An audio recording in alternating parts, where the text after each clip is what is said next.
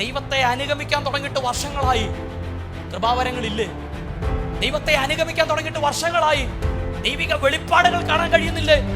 ദൈവത്തെ അനുഗമിക്കാൻ തുടങ്ങിയിട്ട് വർഷങ്ങളായി, ഒരു അനുഗ്രഹം ഇല്ലേ? എന്നും ശൂന്യതയാണോ? എന്നും ശൂന്യതയുടെ പടകാണോ?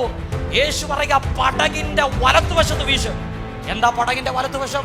കൊലോസ്യ ലേഖനം 3-ാം അധ്യായം അതിന്റെ 1-ാം വാക്യം. ആകയാൽ നിങ്ങൾ ക്രിസ്തുവിനോട് കൂടെ ഉയർത്തെഴുന്നേറ്റിരിക്കിയാൽ ക്രിസ്തു ദൈവത്തിന്റെ വലത്തു ഭാഗത്ത് ഇരിക്കുന്നിടമായ ഉയരത്തിലുള്ളത് അന്വേഷിപ്പിൻ.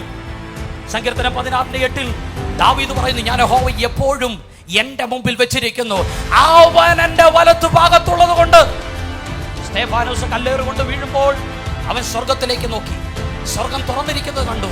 അത് പിതാവിന്റെ വലത്ത് ഭാഗത്ത് പുത്രൻ നിൽക്കുന്നത് കണ്ടു. അപ്പോൾ എന്താ വലത്ത് ഭാഗം? യേശുവുള്ള വലത്ത് ഭാഗം. റോമാലേഖനം 8-ാം അധ്യായത്തിൽ ധന്യനായ പൗലോസ് പറയുകയാണ്, സ്വന്തം പുത്രനെ ആദരിയാതെ നമുക്കെല്ലാവർക്കും വേണ്ടി ഏൽപ്പിച്ചു തന്നവൻ അവനോട് കൂടെ സകലവും നൽകാതിരിക്കുമോ?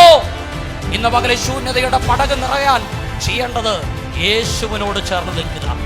ശൂന്യതയുടെ പടക് നിറയാൻ ചെയ്യേണ്ടത് യേശു വലത്ത് ഭാഗത്ത് നിൽക്കുന്ന അനുഭവം ജീവിതത്തിൽ വെളിപ്പെടുത്തുക. യേശു ജീവിതത്തിന്റെ വലത്ത് ഭാഗത്തുണ്ടോ?